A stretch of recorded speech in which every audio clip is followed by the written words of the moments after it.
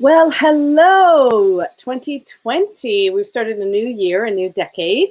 I'm really, really excited about what's going to happen in this group this year. So let's get cracking with a guide that I put together for 4 ways to instantly improve the phone photos you take of your children. So this goes along the PDF download that I posted in my group. So welcome to those of you that are new to the group. You can download that as a first place to start. Just to introduce myself, my name is Andisha Thompson, and I'm a professionally trained family photographer. But I know that you guys are probably like me in that you take a lot more photos with your phone of your children than you would have like professional photos, or if you have a good camera or something like that. You know, you're far more likely to take phone photos. And we'll discuss a little bit about why that is in a minute. Okay, so what I want to do is I want to share with you the guide that I put together, and hopefully this will be like a foundation to help you as a starting point for all the other tips and advice that I'm going to give you throughout the next few months and onwards, and that will be a good place to start. Okay. So I'm just going to crack on. Some of you are watching this as a replay, and some of you are watching this as part of the group, and some of you haven't joined my Facebook group yet, but are watching this saved later. So if you haven't joined my Facebook group, one thing I want to say is please do go and join it. That's where you're going to get some great tips and advice. Right, so, okay, so let's start here. So what I want to do here is we're just going to go through this PDF page by page, and I'll explain everything, and hopefully that will make it easier for you guys. So the first thing is to say that I've got examples, obviously, of my family, but you can obviously take the similar type photos with yours. So these are my 4 kind of top tips, if you like, and what I would be taking. Okay, so as I mentioned before, even though I'm a professional photographer, I take way more photos with my phone. And so if you are someone who's also like that, and I find that if you have smaller kids, you're more likely to actually take phone photos than if you have teenagers. So this is particularly good for young kids. Then hopefully the tips will help. Okay, so the first thing is, first of all, let's talk about why phone photos matter. And the reason that I think they matter is that it's not just that the phone is easier to use. It is, because, you know, these big cameras, you'd have to kind of fiddle around with them. It's that they take different types of pictures. And I'm not talking about the quality of the pictures. I think you can take professional looking photos with your phone. So I definitely think that's possible. The difference is that when you're using your phone, because you always have it with you, you're really savoring the moment. You're capturing this beautiful moment you've had with your family, a spontaneous thing, going down the slide, going to the park, whatever it is that you're doing, you're savoring that moment. And it's because you know how quickly children change. You want to savor that moment. You really, really do. And you can't replace those moments. And only a phone can do that. Now, if you compare that when I have my professional camera out, I'm not actually there to savor the moment. As much as I think I am, I'm on holiday, I want to savor the moment. I'm not actually doing that. What I'm doing is trying to savor childhood altogether. I want beautiful pictures with my professional camera, and I want it to look nice. I want nice pictures to put on the moment. But that's not what a phone does. A phone, yes, it can take fantastic pictures, but what you're doing is savoring that moment that you're having with your child. And that's not something a professional camera can do. I don't care how much you try. You can't do that, because you take really nice, pretty pictures, but you don't do them that often. They're a bit more fiddly to do. So a phone, I think, is much better, much more powerful at savoring the moment that you have with your family. I hope that makes sense. I mean, for me, it totally does. I take totally different types of pictures. Okay, so let's get cracking, shall we? All right, so here are my 4 tips. Now here I put an example of a picture I took. Literally, it's the same location. And one, I was just like, oh, okay, let me take a picture of you, and I get the goofiest smile. And I was just being really quick. And the second one, maybe you've seen it already. I was actually taking my time. It literally took 20 seconds longer. It was a different occasion. And the photo turns out so much better. So I applied my 4 tips to this one here. Okay. So what are they? Okay, I keep talking about it. The first thing is your phone up to the task. I go on and on about this. Your phone has to be up for the task. Phones, it really doesn't matter if you have an Android or an iPhone, whatever, as long as it's no more than 2 years old. And I am a bit of an ageist when it comes to phones. The technology now is so good. I mean, if you compare my professional camera to the professional cameras that were made like 10 years ago, the difference is humongous. And with mobile phones, the difference is even greater. So you must have, I really do think you have to have a newer phone. Hopefully for Christmas, a lot of you may have gotten a new phone. It's something that a lot of people, you know, they wait for till it's Christmas and then they go and buy themselves a good phone. So hopefully some of you have done that. If you haven't, I highly suggest it. It doesn't matter. And I think actually Androids are, even though I have an iPhone, I think the Android, some of the Androids are better with their camera ability and than with regular phones, with iPhone, sorry. So the way to test it, I've said this before in the group, take a picture of your hand. So what you do is I think you should take pictures twice. So take a picture of your hand inside. So this is just a bit of natural light coming through the window, and I've got the lights up on in the room. So take a picture, just, you know, take your phone out, take a picture of your hand, you know, try to get the back of your hand. And the reason is, I'll tell you in a minute. So take a picture of the back of your hand. And if you're like me, you see a lot of wrinkles, which is actually a good thing. So take a picture of the back of your hand. And then what I want you to do is compare that to something you do outdoors. So where there's a lot of light outdoors during the day, obviously, take a picture of your hand. And then what I want you to do is, in your own time, I want you to look at each of the pictures, okay? But I want you to zoom in. And if you're like me, I was saying you've got wrinkles, see how sharp the images are. Outdoors, if you have a phone that's about 4 or 5 years old, outdoor pictures will probably be okay. But the indoor photos, when you zoom in, I don't think they'll turn out very good if you've got an old phone. But if you have a new phone, the photos will turn out really good. Don't use portrait mode, just regular mode.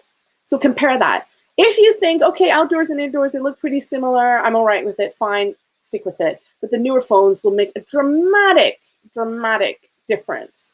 So if you've done that, please upgrade your phone if you can. I don't go on and on about it, because when I changed from iPhone 6 to an iPhone 10, oh my God, my pictures look so much better. And you will also a lot more, they give you a lot more features of the phone. Okay, number 2. Okay, so the hardest thing that parents have, let me get a bit larger. The hardest things that parents have when they take pictures of their kids, the number one, I guess, complaint that parents tell me all the time. I can't get my kids to laugh or look natural when I take pictures of them. Even when they come to a photo shoot, like sometimes within the first 30 seconds where I'm on a professional photo shoot, they'll tell me either by email or when I first meet them, you're going to have a hard time getting my child to laugh or smile. And we always get really good laughs and smiles. And then they come out afterwards. I'm like, how did you do that? Well, it's so simple. There's a few things that you can do that are so easy to do.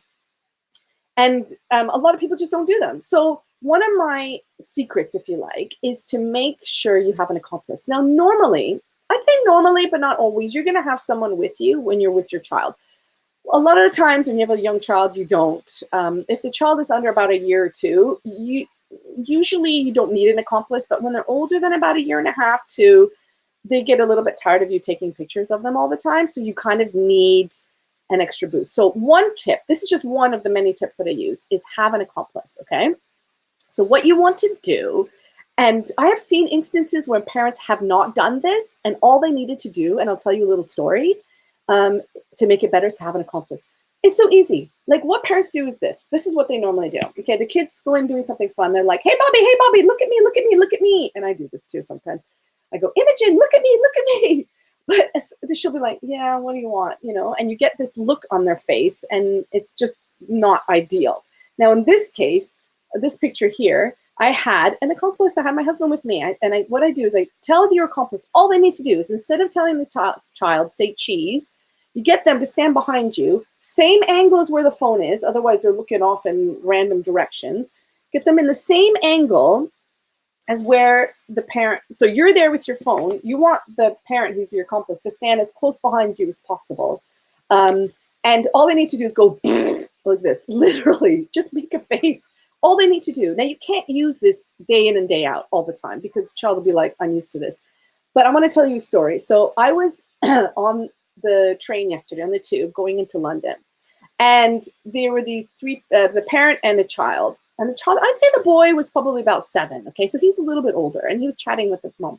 And he was the seats on the district line. The backs are to the window. So he had turned and was facing his parents, but with his side to the window. And the light was beautiful on his face. And the mom knew that, so she took out her phone and sort of saying, "Oh, look at me, smile, smile." And he was like, he was making faces. And one of the things, and the dad was right behind her. And I thought to myself, oh, should I say something? And I didn't actually say something, because by the time I went to say something, it was too late. All she needed to do, all the dad needed to do, was go behind her. And he was already there, and go for 2 seconds. And even though he was 7, he would have laughed. And she quickly would have taken a picture. It was so quick, and she didn't do it. And I will tell you now, the pictures that she took of this child, of her boy, didn't turn, I don't think they would have turned out nice, because he was just making like, oh, don't do this, or oh, like this, or making a face or whatever. But if the dad had done something, instantly she would have had that picture. So get an accomplice. You're usually not alone. And even if you are alone, just wait for us. You have someone with you. There's no substitute for an accomplice unless you go like this behind your head and try to be silly. So sometimes that will work. Okay, so that's tip number 2. So the first one, get a better camera. Number 2 is get an accomplice. Okay, so now we're talking about what to do to compose your photo. So the first thing's about the camera. The second thing's about how to make children smile and laugh. And this third thing is about how to compose the photo. So a lot of times what happens is that, like that mom on the train, she knew the light was so nice, because the way that you work with light and the way you manipulate light is the key feature for getting your picture to turn out nice. Now, if you see photographers out there in the park taking pictures of children, or indoors or whatever, you will see them do what I call the photographer's dance. They are moving around. They're going up, they're going down, they're moving side to side. And I do that too. I look like a lunatic, but I'm basically moving around like crazy because I'm trying to find the best light on that child's face. And a really easy way to do this is if the child is by the window. So you can do this in 2 different ways. You can either place them by a window, or when you're going to do an activity, make sure it's near a window, because you think, oh, I'm going to take pictures of them. Get it, put the table by the window, or make sure or if they're playing with blocks, be like, hey, let's play over here, and get them by a window. Because what happens is the light from a window, particularly a bright day, as long as it's not direct sunlight, it's really nice the way it falls on their face. All I did here was, we were in a National Trust house, and with this picture here, I just told my daughter, go stand by the window, go look out the window. How many pillars out there? Do you see any birds? So what you're doing is you're getting them to, I'm composing the photo so that I know the light will fall nicely on their face, and I'm getting them to look out the window. So that's a really nice way. It doesn't always work with babies, obviously, because they won't follow instructions. But if you have a 2 or 3-year-old, and sometimes if you don't take photos, like I actually don't take my phone out every single day when we go out, but if I know a picture looks nice, I will direct her and I'll tell her, go stand by the window. And that one was a really good place. And as another tip, National Trust is a fantastic place to go and take pictures by the window, because usually those houses are dark inside, but they've got huge windows. So I'm getting distracted by messages coming through. So they'll have huge windows. So if you're a National Trust member, or if you're there, that's a really good way to do it. I'll just stop here. I know there's a few people joined. Does anybody have any questions so far?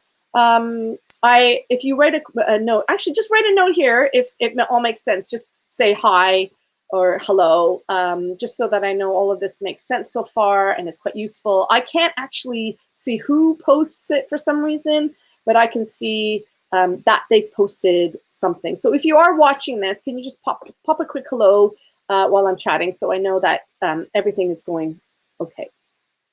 I think you guys are being a bit shy today. Right. Okay, so everything seems to be all right. So let's press on. I'm just going to quickly just pop on here for a second on my phone, just make sure everything's all right over here. Okay. So, right now, so we've done tip number 3. Now, tip number 4, and this is the last tip, is about editing your photos. And I go, people who watch this or on my Facebook group know how important editing is. It is the most important thing you'll ever do on your phone. Okay, you'll take a nice picture, and the difference between an okay picture and a fantastic one is editing. So let me just show you this. Okay, so I'm just going to walk you through how I do it on my phone. So, okay, someone said hi. Hi, a couple people said hi. Good. So what it is basically, most people will take a picture and they'll leave it at that. And most of the time, I think that's what you should do. Don't bother editing. But you should always, always, always, always edit your photo if you're going to share it, because it will look professional. When I go out and I take my big camera and I take all these photos, the pictures look flat. They don't. I have to edit them. So I actually have parents that say, can you just send me unedited ones? And I'm like, no. It's kind of like you're putting your makeup on and you just have the foundation on and you haven't put your eyeliner and lipstick and all that. I look roughly the same, but putting your makeup on will make you look so much better. At least it does with me. Oh my God. After hitting the 40 years, I'm like slapping on that makeup. Okay, anyway. So I just want to show you an example here. See if I can, I'm worried if I get rid of my face, you won't hear me on here. So I'll just show you quickly the 3 things that I did with this picture. So if you look at the top picture, that's the unedited photo. It was really cute. My father-in-law with my daughter in the park. It was nice and bright. Notice how I didn't take the picture with the light falling on their face. I looked at the composition. It was really nice. I liked it, but it's not perfect. So I wanted to edit it. So the first thing I did was that I added a cool filter. So if you go into your camera, your phone, and you see the filters, there'll always be one. They will always call it cool, because that's the photographer's lingo. Cool, all cool means the contrast is cool or warm. Warm means add more yellow. Cool means add more blue. That's it. And almost every single photo you take will always be too warm. It'll be too yellow. So I always add a filter that has cool on it. Now that filter also adjusts a few other things like brightness and contrast and saturation and all this kind of stuff. But just adding that filter, I like it. And then sometimes I adjust how much of it. So I add that filter. Then the next thing was I straightened the bench. So I went to the crop function, and with my iPhone, the recent updates, it automatically straightens it for you. And then not only did I straighten it, the third thing I did was I cropped in. I'm like, I don't want all the kind of dirt by his feet, and I don't want all that empty bench. Yeah, it's kind of artsy fartsy, but I didn't want all that. I wanted to just zoom in on them. So I just did those 3 things, 20 seconds, 30 seconds it took me. And I would never, ever, ever share a picture without editing it. Only times I don't is when it's a video. Okay, so that's basically it. That's it. Those are my 4 things. So yeah, I mean, I think those things are the 4 things you kind of have to know in order to take really good pictures of your kids. So I'm just going to get rid of that, make me nice and big again. Right, so now those 4 things, they just really touched the 4 different topics that I want to go over. And those topics are going to be the themes. For those of you who are still on right now watching, give you a little bit of a hint what's going to happen in the next couple of months. Those 4 themes that I talked about, your phone, how to make children look normal in pictures and not have goofy smiles, how to compose your picture so it looks professional, and how to edit your photos. Those are the themes that are going to be for the next 3 months.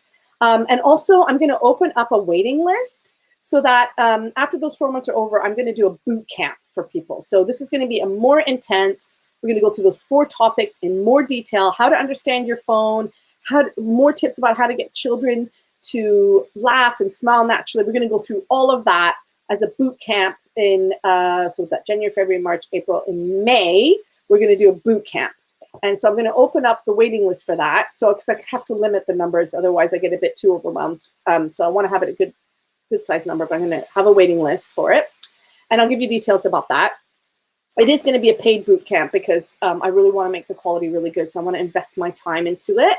It's going to be a paid boot camp, but it should be fun. And it's going to be for those of you who really, really want to really improve your photos. But I'll give you more information about that much closer to the time. Anyway, so those are the 4 themes that we're going to discuss every month. And we're going to take one of those themes. And every week I'm going to give you a tip that goes with that theme, and hopefully we'll interact and I can see your photos, and if you want advice about how to change it, I can give that as well. So those are the 4 things that will drastically improve your photos. Hope you put them to use. I'd love to see examples. If you want any feedback, go right ahead. And I hope you guys all have a lovely day. We start back at school on Monday, so Christmas break is just about to an end, but it's 2020. So yay. All right. Thanks. Bye.